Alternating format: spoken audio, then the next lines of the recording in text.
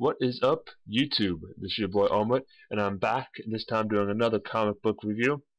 And this time, it's another first issue in a series, and this one is the new Guardians of the Galaxy reboot.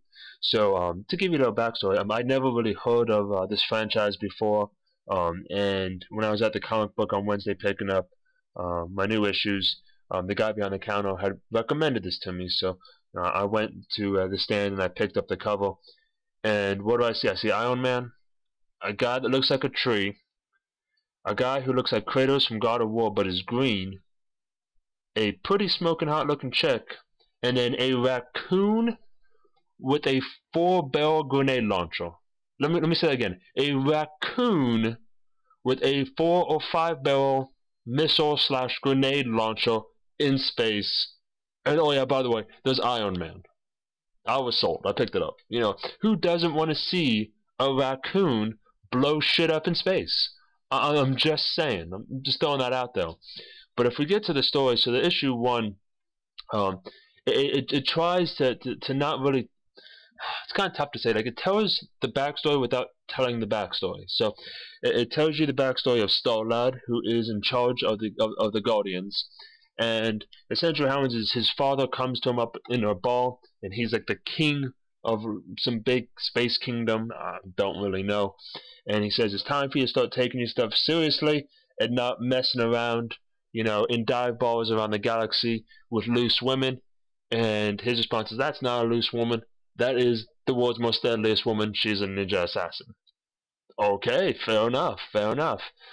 And then the dad pretty much says, you know, stay away from Earth, don't go home to Earth. You know, it's an open land at this point. And you kind of go, why are they leaving us open? What did we do? You know, not kind of. They didn't really explain that too much. And then they pretty much says, you know, screw you, I'm getting out of here. And so he kind of leaves, and then it kind of switches over to Iron Man, and Iron Man has decided to take a vacation. So what do you do if you're an eccentric billionaire who likes women and loves booze and you got a shit ton of money in your hands? Well, you throw on your Iron Man suit and you just shoot off into space. You just cruise around the galaxy for a little bit. Completely plausible. It's all good. And he gets attacked by these alien bandits, and then that's when the Guardians jump in and just wreck some sauce. They just kick their ass. And then the ship blows up, and the ship looks like it's on its way to Earth to attack Earth, and then the comic book pretty much ends with Earth being attacked. It looks like Big Ben down in London. So if you don't know anything about Guardians of the Galaxy like I did in going into it, there's not a lot here in terms of explaining who are each of the characters, what can they do. And so that's my one and only con. I will say the pros. Awesome graphics. I mean, it's an absolutely gorgeously drawn comic book. It was incredibly fast-paced for the first issue because you have a ball fight scene, you have a fight scene in outer space, and then you have, you know, London getting attacked.